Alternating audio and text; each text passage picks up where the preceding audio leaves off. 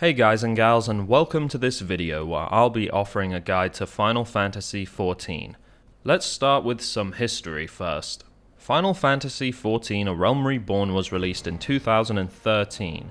Now the reason it was given the moniker A Realm Reborn is because this is actually the second iteration of the game.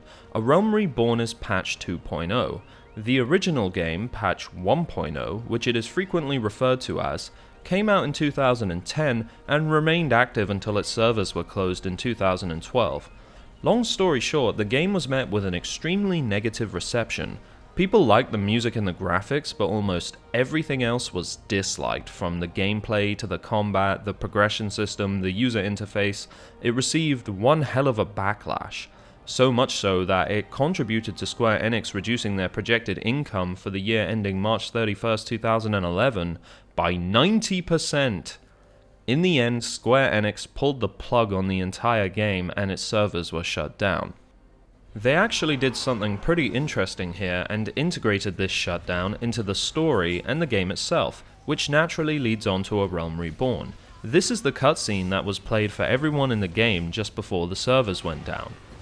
Subsequently, there was a reshuffle in the development team, the head of which was replaced with Naoki Yoshida, known by his nickname Yoshi P, and sorry if I mispronounced that. They began work on a new project, creating a brand new game engine, improving server infrastructure, revamping the gameplay, interface and story, all replacing what was left of the original. For all intents and purposes, they created a brand new game. In August of 2013, Final Fantasy XIV A Realm Reborn was released, and it was met with praise. Ever since then, the game has flourished, and it's now one of the biggest MMOs on the market. As of this video, it has had 3 expansions, Heavensward, Stormblood, and the current one, Shadowbringers. It's quite the redemption story. Recently, Final Fantasy XIV's free trial was expanded so new players can play the base game and the first expansion for free, which is a really good deal, so I thought it would be cool to make a guide for the game. This video is gonna cover a lot of stuff, including the basics. I'd like to note that while this will be a guide, I also want it to serve as a celebration of the game, so I'm gonna be highlighting everything I love about it, as well as what I personally experienced, so just bear that in mind when you're watching. Just to let you guys know right now, I will not be covering all the different jobs and their playstyles, so if that's what you're looking for, you won't find it here. I'd also like to say that I cannot possibly go into every single aspect of this game, but I'll try my best to explore what I think is most important. With that said, I'm gonna add a couple timestamps to the description and the comments section, since this is gonna be quite a hefty video, so check them out if you want to watch a specific part. Although I would recommend watching it in the order intended. Let us begin.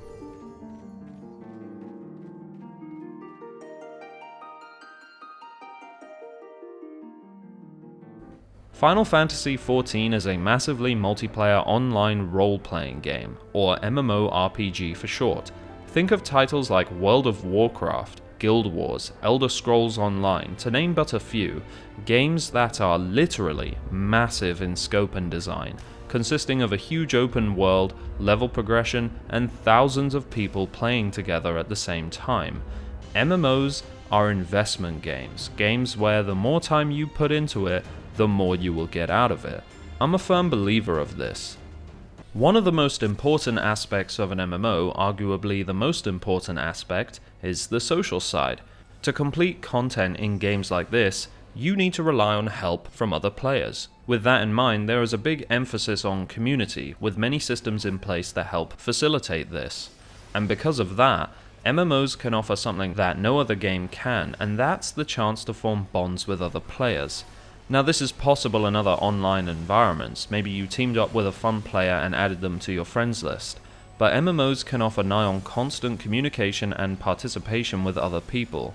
Just like any multiplayer game, playing with people you know will enhance your experience, there's just no doubt about it. But even if no one you know is online, that shouldn't be too much of a problem here. Final Fantasy XIV has one of the most friendly and welcoming communities I have ever come across. There's a fantastic culture in this game, especially towards helping new players. Now that's not to say that it's good vibes all round at all times, this is an online multiplayer environment after all, but it is generally a very friendly place. I think the game has a good system for identifying new players. They're represented by the sprout icon. At first I really disliked this because I thought it was a giant noob sticker, but honestly having the sprout icon is wonderful. People are so forgiving towards sprouts in this game. As they should be too, you're still learning how to play after all, you're bound to mess up or misunderstand things at some point, it's natural, and more often than not, people will be happy to explain things to you if you have any questions. This game even has the Novice Network chat system, which new players can be invited to. It's populated by novices and their counterparts mentors, who are veteran players of the game, that will have the answers to your questions. This is a great in-game resource that you can use if you're unsure about stuff.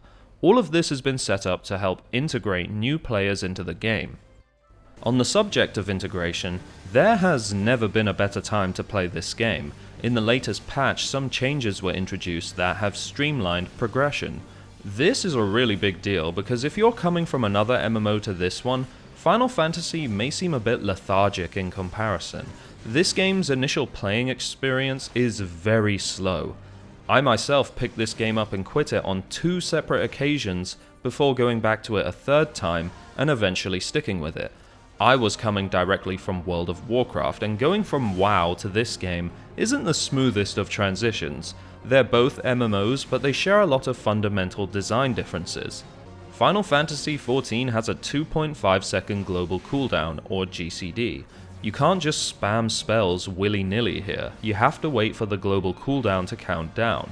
Now when you hit higher levels, you won't notice the GCD as much, because you'll have a bunch of other spells which will be off the GCD, meaning you'll have plenty of buttons to press with little downtime. But when you're at a low level, you naturally only have access to a limited number of spells, almost all of which will be a part of the GCD, and when you're starting out as a new character, you really notice how slow the gameplay can be because of this. This game also has a set of quests called the Main Scenario Quests, or MSQ for short. We'll talk about it in greater detail in a second, but basically the MSQ is how you progress in this game. You start it at level 1 and it continues well past the max level. You have to complete it in order to proceed, and during a Realm Reborn, where you'll be leveling from 1 to 50, the MSQ is very long and involved, full of quests and a shitload of cutscenes and content. Combine this with the relatively slow gameplay, and you have a game that fucking drags. There have been loads of people who have stopped playing during this part of the game, myself included, twice, and it's something that Square Enix have recognized. In patch 5.3, A Realm Reborn's main scenario quest was streamlined, so it's no longer as long and arduous, and holy shit, I cannot stress how needed this was. I think it was one of the biggest deterrents for new players getting into the game, so these changes are a huge deal that will help make the game more accessible. Speaking of which, since we're currently on the 3rd expansion at this point, Square Enix have granted players the option to completely skip the MSQ from A Realm Reborn, Heavensward and Stormblood, if you're willing to pay for it. Personally, however, I highly discourage utilizing this feature, especially when it comes to skipping Heavensward and Stormblood. Do not do this. You can also buy a level boost for one job of your choosing, but again, I highly discourage using this. It's for your own good, really. How are you gonna know how to play this game if you jump straight into the deep end and start at level 70? If you're playing an important role, especially a tank, you're just gonna make your life and your party members' lives difficult. Leveling from the beginning means you will be given a natural progression and you can take your time learning how to play the game. But beyond learning how the game works, there's another reason why I suggest starting fresh, and that's the main scenario quest itself. The MSQ is one of the most important features of Final Fantasy XIV. It's a multiplayer game, but there's a real story for the single player to experience. A campaign, if you like. A Realm Reborn's sheer size and the amount of content in it warrants a complete playthrough in my eyes. You miss out on way too much if you skip this. The MSQ is integral to what is happening around you. Your experience of this game will be enhanced if you play it from the start, I guarantee it. I know that there are new players who skip every cutscene just to reach the endgame content faster. Please, you are doing yourself a disservice if you do this. Why would you want to miss out on this adventure? One that is nothing short of amazing. It has its highs and lows, no doubt, as any story does, but I personally really enjoyed it. Some of the shit that goes down in this story is spectacular, and it's the reason why I decided to stick with the game. There are certain characters I just completely fell in love with. I became attached to them because I'm experiencing all this shit besides them and seeing what they go through firsthand. Final Fantasy XIV does an amazing job at making you feel like the main character, and you are. You are the protagonist of this story, and it feels great. There's so much to absorb here. The MSQ is lengthy as it plays throughout the course of each expansion. As a result, I have an emotional connection with this game and its characters. Final Fantasy XIV is so good at storytelling, and there is so much story to tell here. Every class will have their own set of quests, every dungeon, trial, raid, alliance raid. They are all either linked to the MSQ or have their own stories behind them. There are extra side quests, even the professions have stories. It's amazing to see how much effort has gone into all this content. Something I always make sure I do is just talk to the NPCs after each cutscene and see what they have to say. There's always something new to talk about and a reaction to be had. It enhances my experience and I love it. Anyway, what I'm trying to say is that the MSQ is one of the best things about this game, and I don't think it should be skipped. There's no need to rush here. Take it in and absorb it as much as you can. Trust me, the build-up will be worth it. I plan on making separate videos covering my thoughts on each expansion's MSQ in greater detail, so look out for those in the future. Alright, I've blabbed on quite a bit here, let's actually talk about the game. Since this is an MMO, your first job will be to create a character. In this day and age, there are usually tons of character customization options, and Final Fantasy is no exception.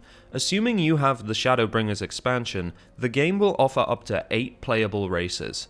I'm not sure how to pronounce this, but the Hyur are the closest things you have to humans in this game, so there's a lot of them. They are also the face of the game in promotional material. You'll often see a Hyur in posters and stuff. They're meant to represent the player. Then you have the Makote, a race of beings that have cat ears and a tail. Yeah, there are cat girls in this game, and I'm pretty sure they're the most played race and gender combination. Then you have the tall and slim Elizans, the rather muscular Rogadins, and the Aura. In the latest expansion, 2 more playable races were created, the Viera and the Hrothgar. Cat girls ain't doing it for you? Well, now you have bunny girls. There was some drama when these 2 races were first announced that the news that they would be gender locked. You can only play as a female Viera and as a male Hrothgar. Some people didn't like that restriction. Well, I couldn't care less. Wanna know why? Because I play the master race, Lalafell. Just look at this little guy and tell me he isn't adorable. Whatever race you decide to choose has no impact on how certain classes perform. A Lalafell Paladin is not going to be any different to a Makote Paladin. Even world-first raiders don't care about what race they are because the differences are so minuscule they may as well be non-existent. It's all about what you like and how your character looks. Certain race and class combinations look better than others. One of the biggest reasons I still have yet to level a Lancer is because I think the Dragoon armor set looks ridiculous on a Lalafell. It just looks squashed and stupid to me. On the taller characters, however, which is all of them, this armor looks amazing. I mentioned a couple of the classes in the previous segment, so let's talk about them. Now, when you make a new character, you'll have a choice of 9 different classes to play. Think of the classes as starting points that provide core abilities. When you reach level 30 and complete your class quest, you'll obtain a soul crystal, which allows you to take on a job, which is basically an upgraded version of that class. For example, a gladiator will become a paladin, a conjurer will become a white mage, a lancer will become a dragoon, and so on and so forth. With each expansion, at least 2 new jobs have been introduced, but you'll only be able to access those jobs when you reach the expansion's story in the MSQ. As of the Shadowbringers expansion, there are a total of 17 different jobs available to the player, 4 tanks, 3 healers, and 10 damage dealers. Tanks are responsible for keeping enemies focused on them so they don't attack the rest of the group. Healers are responsible for healing everyone in the party so nobody dies, and damage dealers are responsible for shelling out as much damage as possible to the enemies. Now this is where things get interesting. One character can play every single job. You can switch between jobs at any time provided you're not in combat or in an instance. The way it works is, specific weapons are assigned to a particular job, so if you play as a samurai, your weapon will always be a katana. As a bard, you will always be wielding a bow. Let's say you're a bard and you want to switch to a samurai. Well, you just wield any katana and you'll change jobs instantly. This is an interesting system that has its ups and downs. Obviously, if you're the type who likes a bunch of different weapons whilst playing one class, that's not an option here. Part of the reason I like this system so much is because you can put all your effort into advancing a single character. It's done a lot for me personally. I absolutely love my little Lala. I have something of an attachment to him. Each job will bring their own unique playstyle. Something they all share are combo actions. When you use an ability, you'll see a flashing yellow border surrounding other abilities, which indicates that these are to be used in succession. Comboing your abilities will maximize your damage. If you're playing as a melee class, some actions will need to be performed from a specific direction to maximize their damage. This is all stuff you'll get used to over time, and of course when you reach max level you'll have to learn your combat rotation, where you sequence spells in a specific order to deal the most damage. Something else every class shares are job gauges. These are basically on-screen symbols that display information. They are primarily used for resource management. The game will explain exactly what each gauge does, so don't worry if it seems confusing at first. Okay, so like I said in the intro, I'm not going to be going in depth into each different job and their playstyles. There are plenty of videos that cover this on YouTube, and I don't have every job at level 80, so I couldn't do it even if I wanted to. The leveling experience in Final Fantasy XIV is just like any other MMO really, but the main scenario quest makes it a bit easier for you. Your best option here is to just complete the MSQ and your class quests every 5 levels. Doing this means you'll never be stuck wondering what to do, where to go, which quest to take or anything like that. Along the way, you'll be tasked with completing trials and dungeons. When you finish the first dungeon, you'll unlock the duty roulette, which I'll talk about later in the video. It's vital that you complete the leveling roulette once a day after the reset because it offers the biggest rewards and experience. You do not want to reach a part in the MSQ and find yourself unable to continue it by being underleveled. If you can, I highly recommend making a new character on a world with an experience boost, because it will negate any chance of this. I also highly recommend doing the Hall of the Novice when it becomes available, because you'll get a ring that increases your experience earned by 30%, which you can use whenever you want to level up a new job as well. If you do find yourself just shy of your next level, you could participate in full active time events, or fates as they're called. These are dynamic scenarios that appear in every zone. They could be boss battles, escort missions, or other events that you can complete for extra experience, money, and in some cases achievements.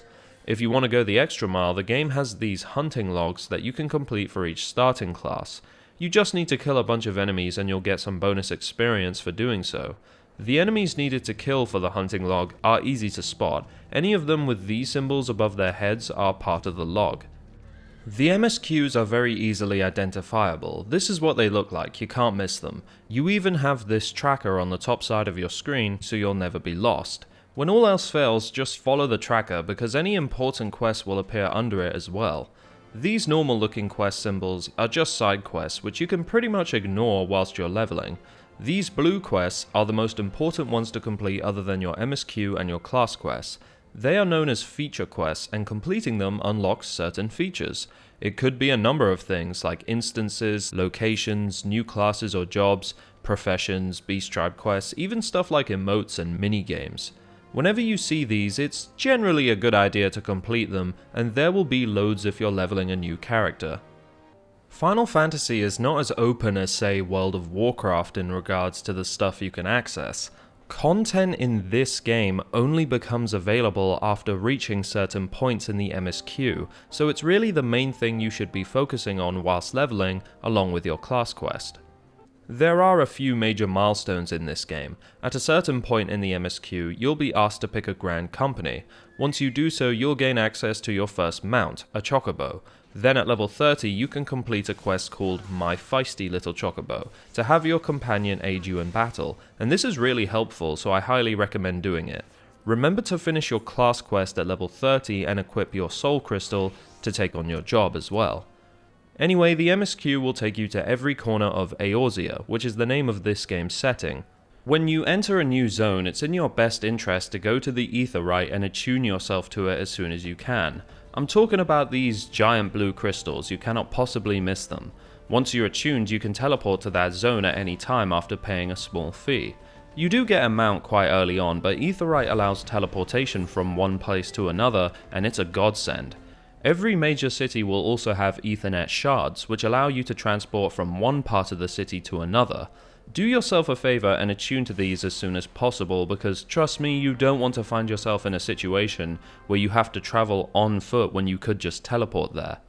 Along the way, you may want to join a free company, which is the name for guilds in this game. I already mentioned how the social aspect of an MMO is arguably the most important part, so joining an FC makes sense. It feels good having someone to talk to and being part of a community. Beyond that though, being in an FC will grant you certain boosts called free company actions. There are a number of them, including some that increase experience earned by up to 15%. Another cool feature here are link shells, which are basically permanent chat channels where a collection of players can communicate with each other. Check out mine for example.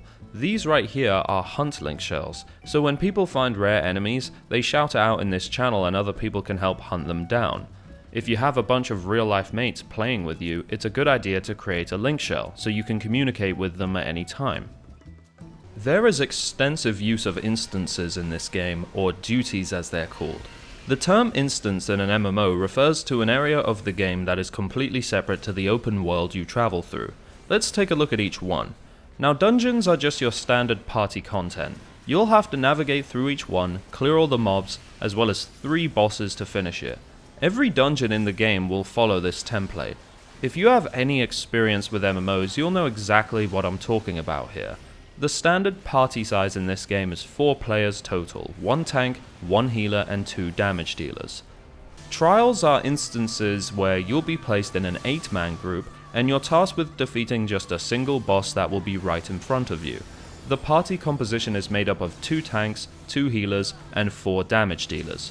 Every trial will have a much more difficult version of it with the extreme moniker attached to it. Then we have normal raids. These are very similar to trials in that once again you'll be a part of an 8-man group placed in an arena and you're tasked with defeating a single boss. These fights will generally go on longer than your standard trial, and there will be way more shit to look out for, especially in the final one released in that particular raid tier, as they are usually released in sets of 4. Like trials, they also have much more difficult versions which are known as savage raids. These are amongst the most difficult content in the game. Trials and normal raids offer some of my favorite content. There's no unnecessary traveling or bullshit gimmicks, you're just placed in an arena and you fight the enemy. Some of the boss fights in this game are dazzling, full of incredible visuals and really great design. Every fight will have some sort of transition phase and some of them are stunning. I love it every time the arena you fight in changes. Not only that, but the music accompanying the fight changes as well, making for some really memorable battles. There are a few standard mechanics that you'll see over and over again, like this glowing eye that means you need to turn your character away, and this stack up marker among others. Besides these though, each boss fight will contain their own individual mechanics, and some fights have a ludicrous amount of stuff you need to look out for. Some of my favorite encounters include the likes of the Singularity Reactor, the Final Steps of Faith, the Pool of Tribute, the Royal Menagerie and the Crown of the Immaculate. This transition phase during the Pool of Tribute fight may just be my favorite in the whole game. It's absolutely magnificent. The music, the visuals, it's fucking glorious. And the fight in the Singularity Reactor is such an epic way to finish the Heavensward storyline. I don't want to show too much, since we'd be getting into spoiler territory, but I love the music accompanying this fight. It's my favorite trial theme in the game.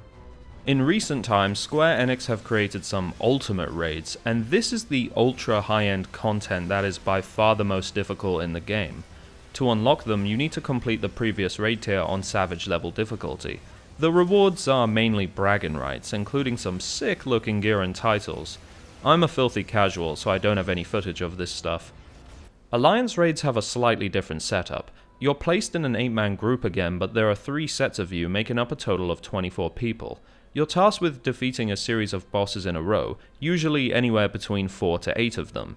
These are nowhere near as difficult as the Savage Raids or the Extreme Trials, but they are still great pieces of content that have their own stories behind them. This is the only instanced content where you'll be a part of a very large group of people, and because of that, it can make for some memorable experiences. When Rabanastra first came out, people were dropping like flies during this encounter. I remember it so vividly. I've always thought this place had a rather interesting name. The Gloriole? Okay then. Having said that, there are a couple of these I cannot stand. I'm looking at you, Readerana Lighthouse. This place can burn in hell for all I care. It takes such a long time to complete, and the fights are uninteresting in my opinion. Except for this guy. I like this fight. It's always amusing seeing people fuck up here because it requires you to do basic math. Finally, we have the dreaded main scenario content. There are only two places that fit the bill here, Castra Meridianum and the Praetorium. These are 8-man instances where you'll have to defeat a bunch of different bosses and watch a shitload of cutscenes. These places are important to a Realm Reborn storyline, and Square Enix made the cutscenes here unskippable so that new players can watch them in their entirety. As a result, these places take forever to complete. Since this is level 50 content, there's absolutely no challenge, and it just drags. Okay, realistically, Castra Meridianum isn't that bad, but the Praetorium goes on a little bit longer than I'm comfortable with. At least Square Enix decided to increase the rewards for doing this stuff in the Duty Roulette. Before we move on to the Duty Roulette, however, let's talk about level sync. Whenever you join an instance, your level and item level will be synced to that area. So if you're rocking a level 80 character and you join a group for Sastasha, the very first dungeon, you'll be synced to level 18. The same applies for all other content in the game.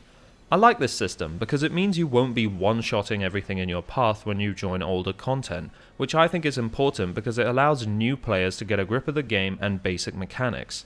Now, if you're a level 80 character sinking down, you will do a lot more damage than a character that is actually that level, but like I said earlier, it's not like you'll be one-shotting the enemies. I should note that it is possible to join older content at your max level, but you'll have to make a custom group to do so. Moving on to the Duty Roulette.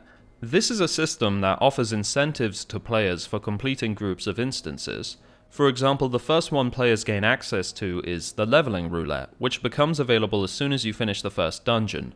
The Leveling Roulette offers a boatload of experience, and since there are a total of 17 different jobs for players to level, you are pretty much guaranteed to find a group for most, if not all of the content, including the old stuff. Max level players also get extra incentive in the form of tomes, which they can spend on gear at their level, so it shouldn't be a problem finding a group for instances. Now, having said that, some content will be significantly harder, if not impossible, to find a group for using this method.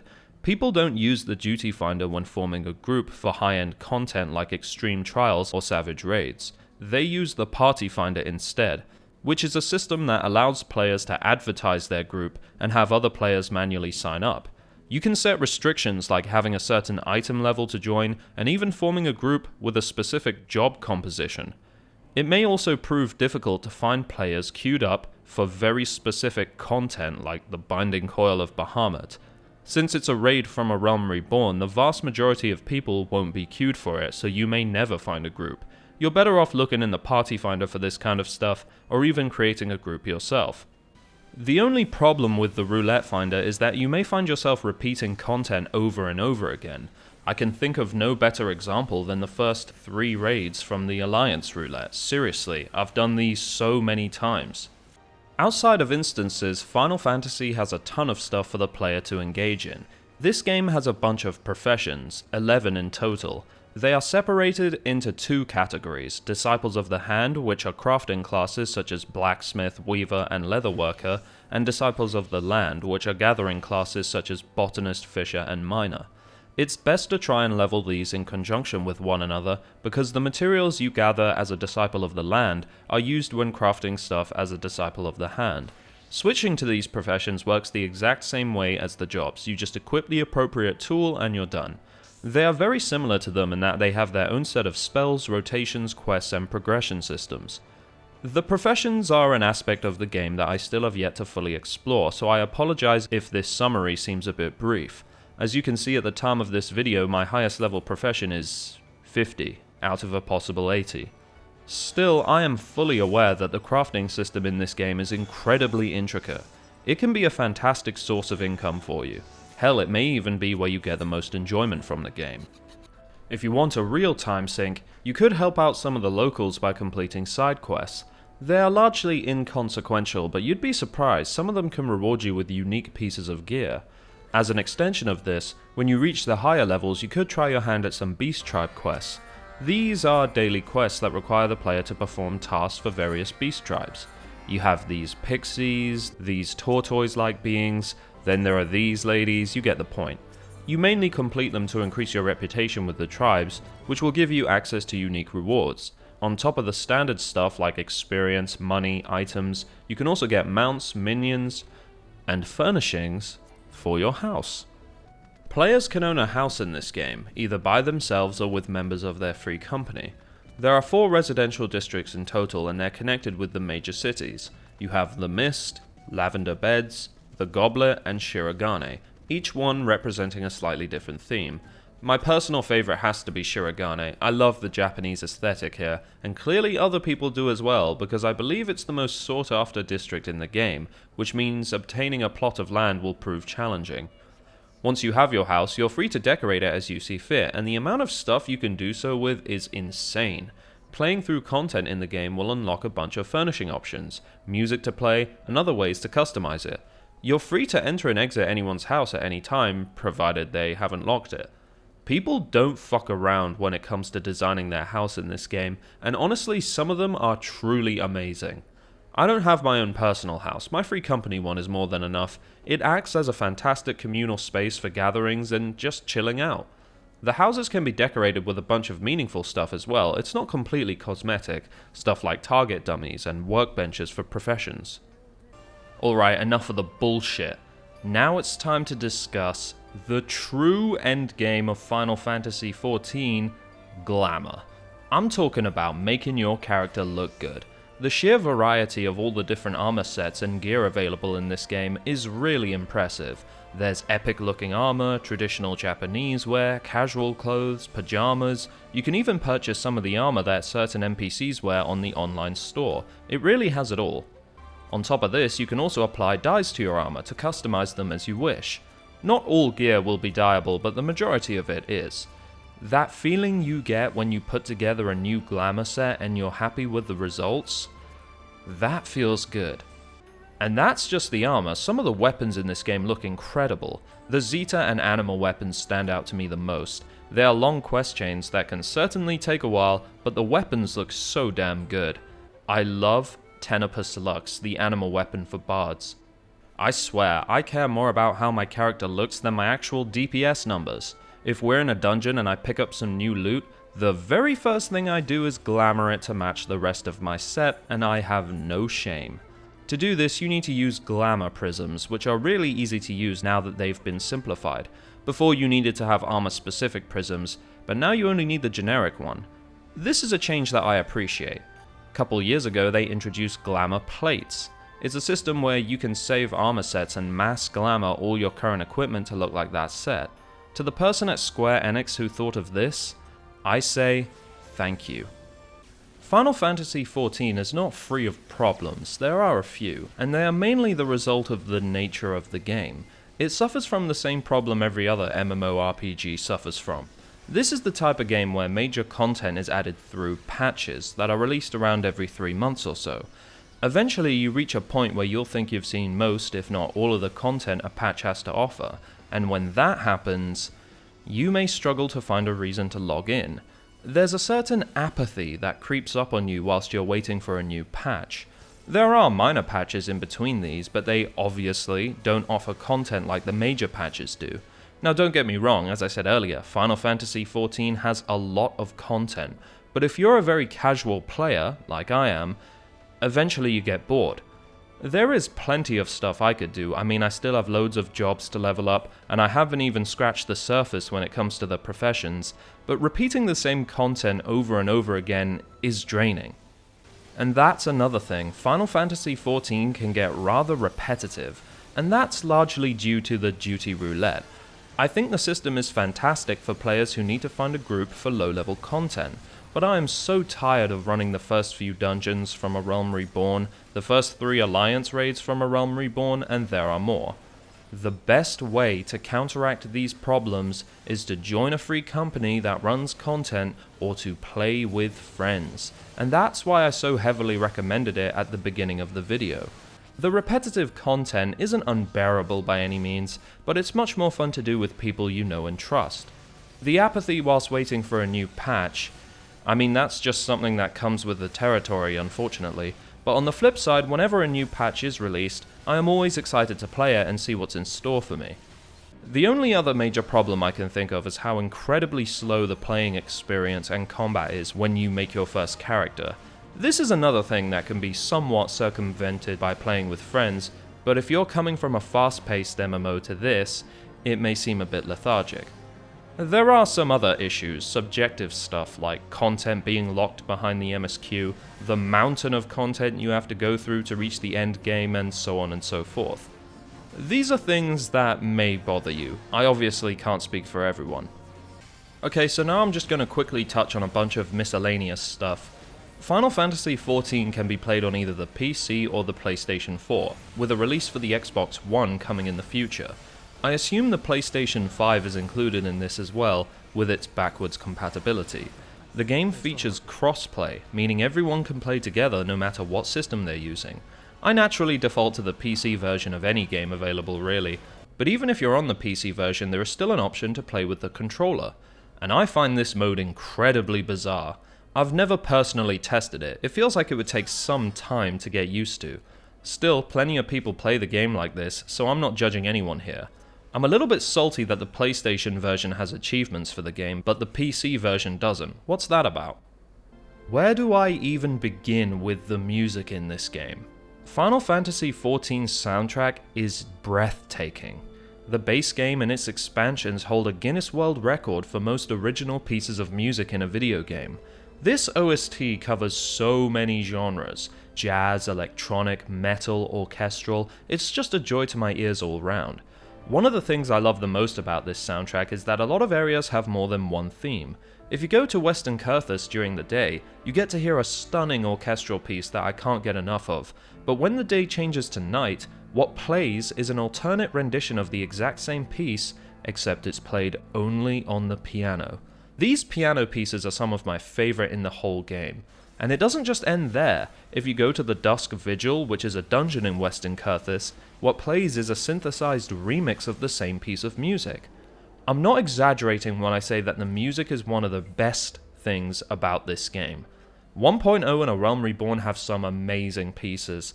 I fucking love Twilight Over Thanalan, Thicker Than a Knife's Blade, and Shiva's theme. Stormblood has some great pieces as well. I really enjoy the Ruby Seas theme, Westward Tide, and I especially love the dungeon final boss theme, Triumph. Now here's the real question. Is the Shadowbringers soundtrack better than Heavensward's? That's really hard to say. In my opinion, these two expansions provide the best music in the whole game. Shadowbringers has so many incredible pieces. The Crystarium Day and Night theme, the Dungeon Final Boss theme, then there's Calusia's Day and Night theme, I love these ones so much. Amareng's theme, the Raktika Greatwood, Tomorrow and Tomorrow Reprise is one of the best pieces in the entire game, and I love the song that plays in Eden's Verse 4, especially during its second phase. Heavensward though, the Heavensward piano pieces are outstanding. I enjoy the music from every zone in this expansion. The theme that plays in the Singularity Reactor is the best trial theme in the game in my opinion. Then there's all the music accompanying the Alexander raid, and I also love this piece called Misconception, which is an orchestral version of the main theme of the game, Dragon Song. Each expansion will come with a dedicated song, and you'll hear this loads of times, usually in the form of alternate renditions of it. I'll have to wait for the Shadowbringers soundtrack to be released on Spotify or something before I can truly make a decision as to which one I like more. I'd like to give a shout out to the composers of most, if not all of the music in this game, Masayoshi Soken and Nobuo Uematsu, and I'm sorry if I just butchered your names, I'm pretty sure I just did. This game has player versus player content, but there's much less emphasis on it here when compared to other games in the genre. You have a specific moveset for PvP, including a couple unique spells that are exclusive to this game mode. There are a bunch of different battle options. You can duel people in the Wolves' Den, compete in 8v8 or 4v4 unranked and ranked arena, participate in massive battles where it's 3 teams of 24 people fighting it out for supremacy. You get the gist of it. The PvP in this game is another aspect of it I have yet to fully explore, which is strange considering that when I played World of Warcraft, I was exclusively a PvPer. This is definitely a PvE game, at least in my opinion it is, but I would not overlook the PvP entirely. You may find some enjoyment out of it. I've actually done more PvP in the past month than I have ever done before, and it can be quite exhilarating at times, so I would definitely recommend giving it a shot at the very least. This game has an online store called the Mog Station, where you can buy all sorts of shit from outfits to minions, mounts, emotes, furnishings, etc, etc. This also includes everyone's favourite purchase, Fantasia, which is a potion that allows you to change your race.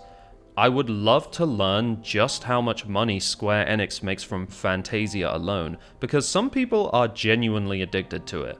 All of the stuff on the online store is purely cosmetic, there's no pay-to-win shenanigans, so don't worry about that. Oh yeah, something else I should add.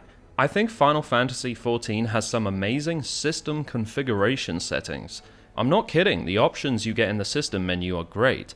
I love how the game lets you customize your user interface, changing the size and position of everything, because when you start a new character, it's an absolute mess. All you have to do is hit escape and select HUD layout to do so. I also really appreciate the grid that comes with it. Everything has to be aligned for me, otherwise it's unacceptable. I also like how you can drag the tabs on the left side of the menu to your hotbar for ease of access. Here are a couple of important settings I believe you should consider. Of course, this is entirely up to you, but a little experimentation will go a long way. Under Character Configuration, Control Settings, and under the General tab, you want to hit these 2 cutscene skipping checks. This basically means that whenever you enter a dungeon for a second time, you won't have to sit through the cutscene again. After that, go to the Character tab and choose what type of battle effects you want to see. I keep my own battle effects on Show All and everyone else is on Show Limited, because otherwise there will be a ridiculous amount of particle effects on your screen and it's just an absolute clusterfuck, especially in Alliance raids. In the item settings, I would recommend changing the inventory interface to Open All, so you get a nice big inventory window.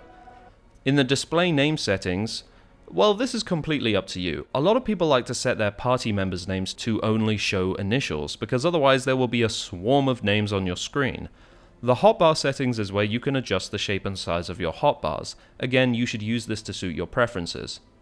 And finally, the log window setting is all about your chat log. The settings for the chat log are very intuitive and there's loads of options available, so experiment to see what you like. Okay, I think that should just about do it for this video. Final Fantasy XIV is still as captivating to me now as it was when I first truly got hooked on it. As an MMO, it's constantly evolving, yet it still remains true to the vision Yoshi P and the development team has had for it since A Realm Reborn was released. Even if I do take a break for a while, I always find myself coming back to it. Like I said earlier, I have an attachment to this game, and I think I'm going to be playing it for a long, long time. There is so much more to this game than what I mentioned in this guide. There will surely be something for you. Or not, everyone's different after all, but with a very generous free trial available, consider trying it out. I hope this video offered some insight for people who are considering playing this game and for long-time players as well. Whenever I make these videos, I try my best to do the games justice, and I really hope I accomplished that with this one. Let me know what you think of it in the comments, and as always, thank you so much for watching.